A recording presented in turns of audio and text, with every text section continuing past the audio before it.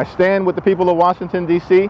I stand with Mayor Bowser, and we are strongly supporting their efforts to stop this scheme to take over the police department in the District of Columbia, which is nothing more than an illegitimate power grab. We need all the protection that we can get in the city because the city is really getting dangerous. A person like me at this age, I have to make sure to come home before sundown. Now, however, I also talked to a relative of a young girl who was recently shot in the arm at a courtyard on the 800 block of Yuma Street. And she tells me that she welcomes this new executive order, saying that if President Trump can make the streets safer in D.C., she's all for it. As for that young girl, she had surgery today and she is still recovering at a hospital. Well, needless to say, Democrats are truly beginning to F around and find out in Washington, D.C. Whether that's the liberal protesters who believed it was a good idea to throw Subway sandwiches at federal officers in order to say something bad about Trump, that's an interesting strategy to say the least, or the national Democrat politicians in leadership who apparently think it's a good idea to take the political position of defending and downplaying crime. This is not a situation that's playing out very well for them, and it's only getting worse because the Trump federalization is working. It's objectively doing good, beneficial things for the city, as we see the scenes today of homeless encampments being cleaned up and destroyed and demolished in our nation's capital, to which you might be surprised, or maybe not really, to find out that liberals are protesting this as well. That is right. We have angry Democrats who are upset over the fact that crazy homeless people and homeless encampments and tents are being removed from their own city and their own neighborhoods. I just have to say, really, I mean, take these positions nationwide, see how they do for you.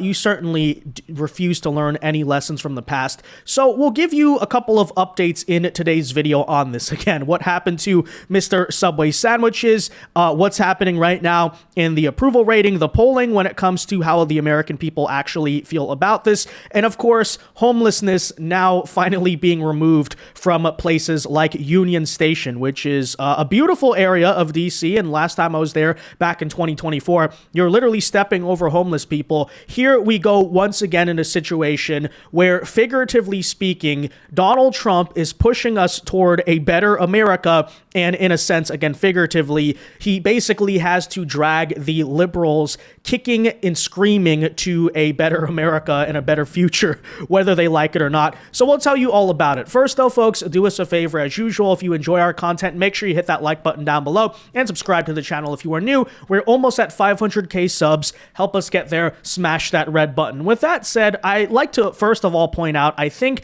when it comes to the disconnect between the liberal narrative and what people are actually feeling and living, not just in Washington, D.C., I think this is important, but many urban centers across this nation, this clip right here really does sum up what we're dealing with when we keep on hearing crime is not a problem, everything is safe, crime is down, don't you know?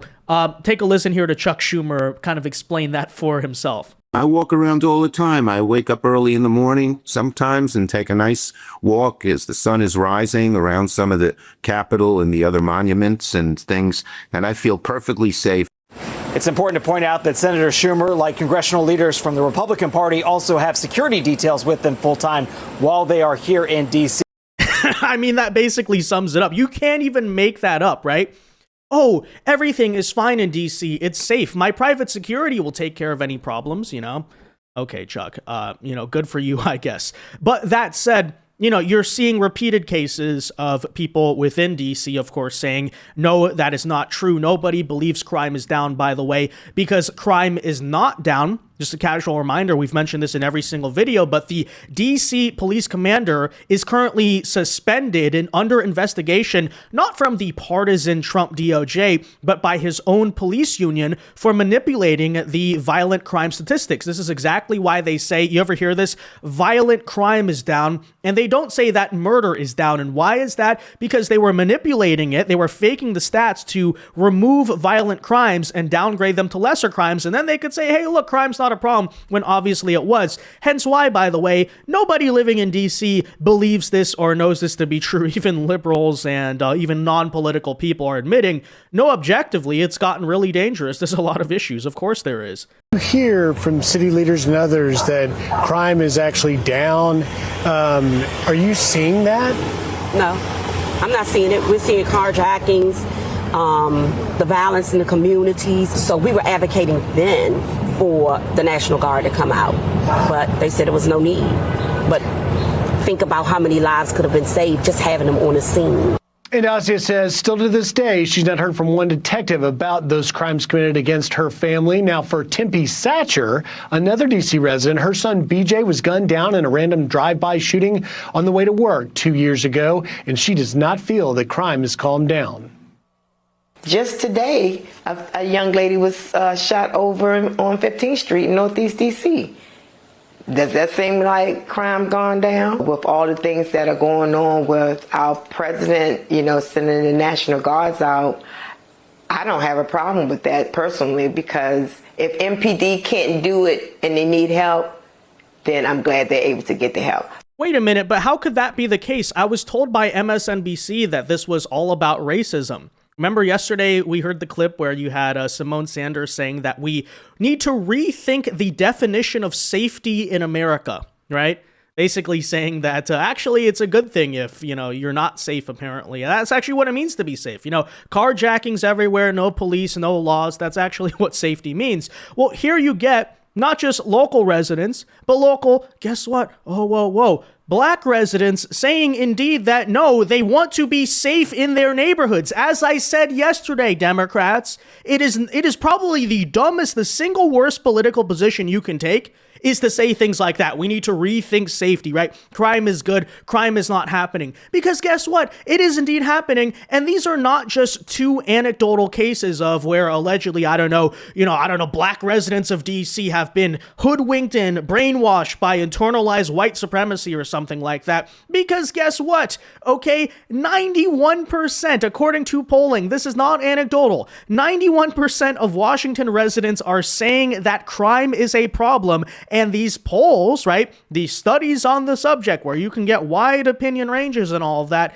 black residents and lower income residents are significantly, newsflash, more worried about crime than white residents and those with higher incomes. And yet Chuck Schumer, who walks around with private security, Simone Sanders, who probably lives in a super wealthy area or something, I don't even know if she lives in DC, right? Who knows? Apparently all of these people are trying to tell the everyday working people of DC that we know what we're talking about, and apparently those crimes that have been committed against you and others, they're just not happening, right? Crime is down. How could that be possible? Take a listen. The answer to this problem for Democrats is not, everything's okay, there's nothing to see here, move along. Oh, Washington has dropped 24% or whatever in crime. Well, let me give you some other numbers. The Washington Post took a poll at late April, early May.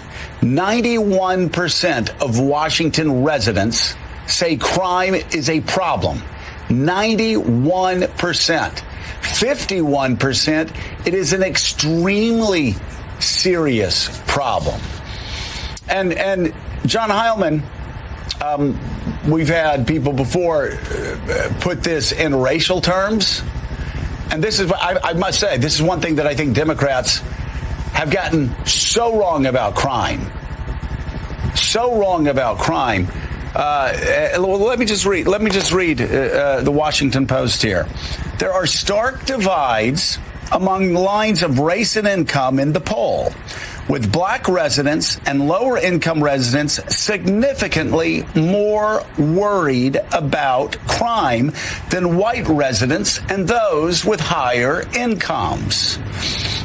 As they were last year, black women are among the most concerned, with 65% saying crime is a very or extremely serious issue, compared with 82% who said the same thing last year. Is that really a shock to anyone? No, it's actually common sense, right? If there's disproportionate crime, people who live in black neighborhoods are the most concerned about it, and they actually do want to do something about it, okay? It's not somehow equality or freedom or whatever to have a bunch of crime taking place in their neighborhoods. It's that simple, truly. This should not be complicated, Democrats. But of course, what did Simone Sanders say yesterday? As a black woman in America who doesn't live in a black neighborhood, most likely, we need to think public safety as something different, right? A bunch of wealthy Democrat donor types are trying to tell people who live in lower income neighborhoods that here's how you should feel about it. You should actually feel free and happy that people are carjacking you. It's just utterly insane, but that's of course why I say they're losing the argument here massively. And by the way, as we'll get to here in a second, as you could probably expect, people are starting in DC, the liberals are starting to take to the streets to protest because, of course, when they can't win the argument on the substance, because yes, this is not a winning issue for them, the stance of defending crime, what do? They take to the streets and scream about it. That said, in a second, I'll show you this video of the protest, but let me ask you the question. Do you notice anything about this? Do you notice how the actual disproportionate victims of the crime and the people, they don't seem to be present here, in the actual crowd of people protesting? I don't know. I'm just saying, but take a listen. Here's a real cop. He has a badge. He has sticky out. He has his name on his chest. That's a real cop. No. He harasses citizens. He's not a real cop.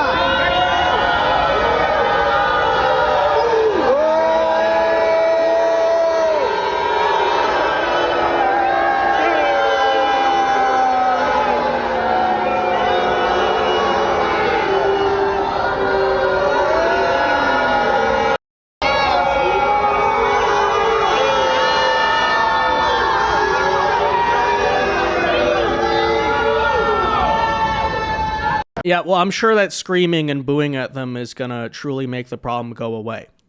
But with that said, we of course got to bring you one of the stories here from the protest yesterday, because you have the infamous incident of the subway guy, okay? This guy is some type of liberal character. We'll actually tell you in a second what he does for a living, because the irony here is truly not lost on anyone. But take a look here as he decides, guys, that the way to stop all of this, right, the way to truly engage in effective protest is to throw a Subway sandwich at FBI agents.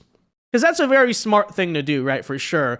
And, well, here, we'll just show you the video and then talk about in a second what's happening now. But, this is really, I think, a true symbol, right? It's an icon of liberal resistance. And, the best they have to offer, apparently, is this right here. So check it out. You see these fascists right here? Fascists? You fascists! Shame! Shame! Shame! Back up! You in front of me! Another. Oh! Oh! Oh!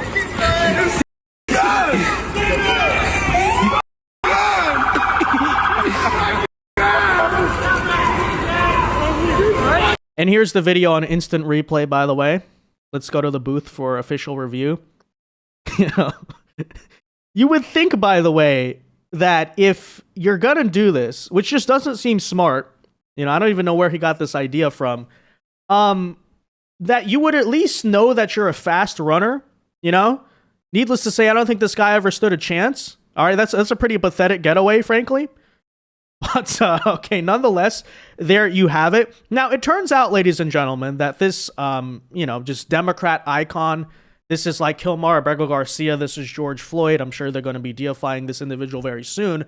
It turns out is not only just a random deranged liberal, he actually worked for the Department of Justice. So I'm going to assume it was not a new hiree at the DOJ, right? Probably a lifelong bureaucrat here who was not fired yet. I'm sure in response he will be fired now. But doesn't that just tell you everything you need to know about, first of all, the type of people who are working in our bureaucratic agencies, right? Because we were told during the Doge efforts that, these are civil servants, they're patriots. No, as we long suspected, there is such a thing as a deep state. And this is probably not the most intelligent icon of it, but it is an example of what we're dealing with. And by the way, the irony is not lost here. He doesn't just work for the government, he works for the DOJ, right? The legal body in charge of prosecuting criminals and all that. And of course, what is he up to? Well, ladies and gentlemen, needless to say, according to U.S. Attorney for D.C. Judge Jeanine Pirro, a big surprise here he effed around and found out, because today, ladies and gentlemen, it's apparently not so funny to this guy because he has now been charged with a felony. To which I have to say, I'm sure the city of D.C., as they've done so far, will downgrade this crime, right? They'll claim that apparently it was not even a violent crime to begin with. But joking aside, nonetheless, take a listen. So President Trump has vowed to make D.C. safe and beautiful again. And as part of his effort to fight crime, he's bringing in our federal law enforcement partners like FBI, ATF, DEA, or Park Police, everybody to help the Metropolitan PD fight crime.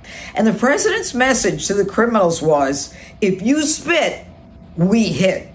Well, we didn't quite do that the other night when an individual went up to one of the federal law enforcement officers and started jumping up and down, screaming at him, berating him, yelling at him. And then he took a Subway sandwich about this big and took it and threw it at the officer. He thought it was funny. Well, he doesn't think it's funny today because we charged him with a felony, assault on a police officer. And we're going to back the police to the hilt. So there, stick your Subway sandwich somewhere else. Well, there you go. $5 footlong and find out. Although I don't think footlongs are $5 anymore. Inflation's kind of hit that. But nonetheless, apparently, I don't know, that's a new slogan.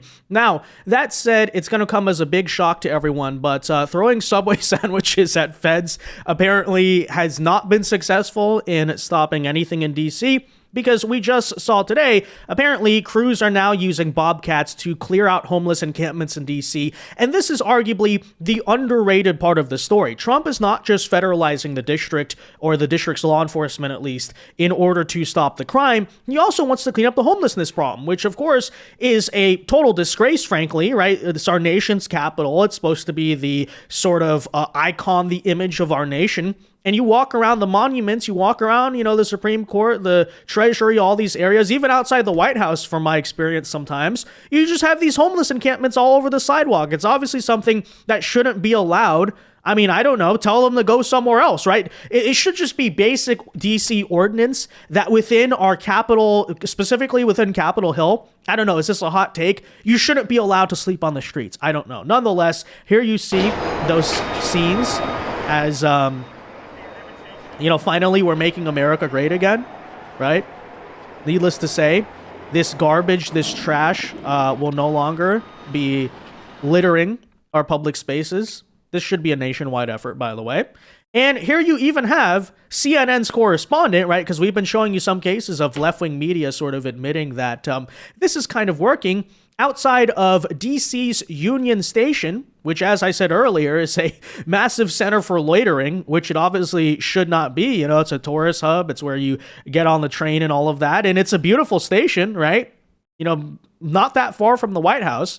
Well, he here is admitting that the National Guard and federal law enforcement presence is now resulting in fewer people loitering, right?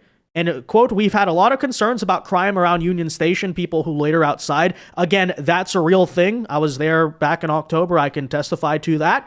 Apparently, guys, it is no longer a problem. Thank you, President Trump, making America great again. Take a listen. I walk by this train station every single day on my way to work, and I have not seen it like this. You can see a National Guard Humvee behind me, and we've seen, I don't know, Josh, if you can pan over, there are a couple National Guardsmen who are walking across the street over there. We have Humvees basically at each corner of the train station here on a fairly busy Thursday afternoon. And this is what you can expect here in the coming days. Let's pan over there. You can see another Humvee there. This is what you can expect over the next 30 days and possibly a lot longer after that, Jess, because we know just yesterday President Trump said that they are planning to indefinitely extend their federalization of MPD and really ramp up federal law enforcement resources here in the district. It's not just National Guard. We have also seen Homeland Security officers, DEA officers, Park Police. There were vehicles here just a little bit earlier. This is one of the areas of focus that we have heard a lot of concerns about, crime around Union Station, people who are loitering outside. I will tell you, as somebody who walks this route all the time, it does seem like there are fewer people just sort of hanging around. Now, of course, we come back here to the million-dollar question of who could possibly be opposed to that, right? Not having homeless people around our capital. Not dealing with weird people loitering who are trying to scam you and rob you as you walk out of the train station. Sometimes these people, as you can see, they get off the Amtrak with suitcases. It's not very safe, obviously. How could you possibly not feel safer that there's more law enforcement, Humvees, National Guard, etc. around, not to watch you, to watch for criminals who, guess what, have stopped showing up, right? Well, of course, the answer there is liberal Democrats, right? Again, this is their national stance, okay? Homelessness is good. Crime is good. How dare you try to do something about it? And I don't even mean that facetiously in any way, because as you can see right here just today, as the National Guard and other federal officers and agencies move to clean up the homeless problem in DC, right? Move out the encampments, get these people out of our capital, oftentimes on drugs, terrorizing people. You have liberal protesters protesting on behalf of homelessness. Can't even make that up. Check out this video for yourself, and you'll kind of once again see my theme of why I truly do not believe this is a winning political issue for Democrats, because they are trying to defend things that are so insanely unpopular with everyone. Although, I don't know, maybe this guy's homeless himself and that's why he's protesting, but nonetheless, check it out.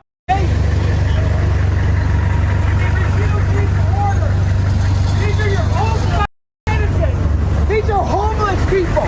You guys are don't let them do this to you. It's abusive to you, and now you're gonna get when you're up and you have to go to the VA and they cut all your services. Refuse now. Do not do this. You have the obligation to refuse unlawful orders. Okay?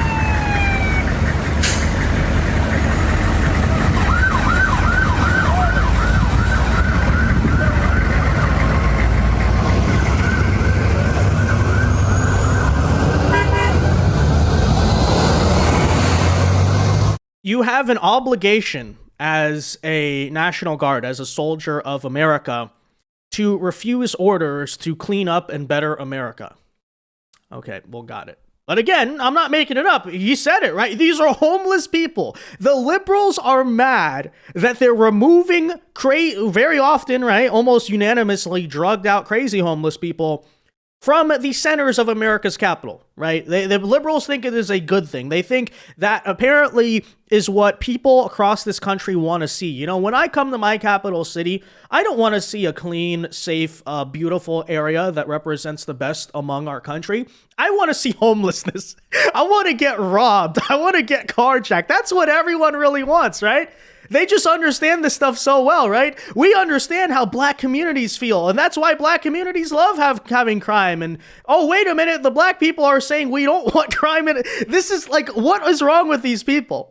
Well, I think we understand, right? They're just lunatics, but nonetheless, there you have it. And just today, ladies and gentlemen, here we have CNN once again giving a brutal reality check to Democrats on this issue. As I've been saying, right, ever since 2020 and all of the fallout there, crime is not and has not been a winning issue for Democrats. Well, nationwide, here you see the polling here, right? Trust on crime. Republicans have a 16-point advantage on this very issue.